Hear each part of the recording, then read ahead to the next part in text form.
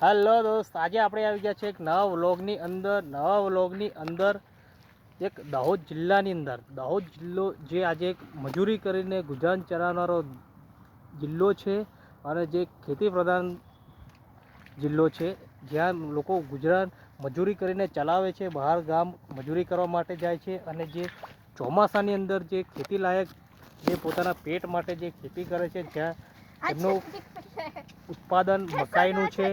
એક જ પાક એમને મળે છે આ મકાઈનું, અને એ મકાઈનું બી પાકની અંદર જે એક એવું નુકસાન થઈને બેઠું છે જે આપણે દેખવાની તમને કોશિશ કરીશું, જે બતાવીશું, જેમના લાઈવ દ્રશ્ય બી આપણે દેખવાની કોશિશ કરીશું.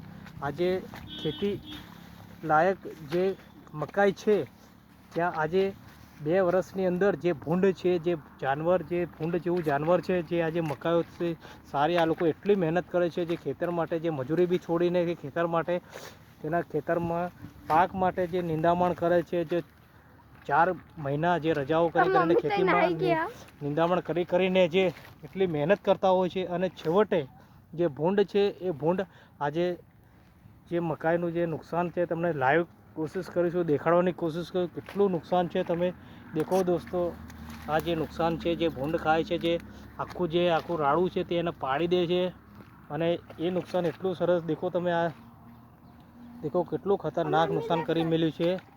આ જે નાની ભૂલકીઓ છે જે ખેતરના રાડા ઊભા કરી રહ્યો છે, ખેતરના છોડ ઊભા કરી રહ્યો છે. દેખો આ લોકો કેટલી મહેનત કરી રહ્યા છે, જેમનું આખું નુકસાન થઈ ગયું છે. હવે શું ખાશે, હવે શું કરશે? જો કુદરત બી એમની માટે આજે કુદરતી આફત બનીને આવી ગઈ છે. વરસાદ એટલો છે, પુષ્કળ વરસાદથી જે કંઈ થોડું ઘણું હતું એ બી આજે પડી ગયું છે. આજે ખેતરમાં આટલું બધું નુકસાન થઈ ગયું છે, તો સરકાર આપણને કોઈ રાહત આપે, અને જે ભૂંડ છે, જે ભૂંડનો જે ત્રાસ છે એની માટે જે કોઈનો ઉપાય હોય તો તમે આ વિડીયોને લાઈક કરો અને શેર કરો, કે જેથી કરીને આનો કોઈ ઉપાય થાય. દેખો દોસ્તો, આ તમે દેખો, આવું ખતરનાક ખાઈને આ લોકો નાખી દે છે. જે રાત્રેને સમય આવે છે, બધા સૂઈ જાય ને પછી આવે છે, જે આવું નુકસાન કરીને જતું રહે છે. હવે તમે વિચાર કરો, આ મજૂરી કરીને જીવનારા માણસો હવે આ કેવી રીતે જે પોતાના પેટ માટે જે 4 મહિના જે ચોમાસાની અંદર જે મકાઈની ખેતી કરવા માંગે છે, તે બી આવું નુકસાન થઈ જાય તો આ લોકો ક્યાં જશે? તો આ વિડીયોને લાઈક કરો, શેર કરો અને આગળ મોકલો, કે જેથી કરીને સરકાર આ લોકો માટે કોઈ સહાય કરે અને એમનો કોઈ ઉપાય થાય.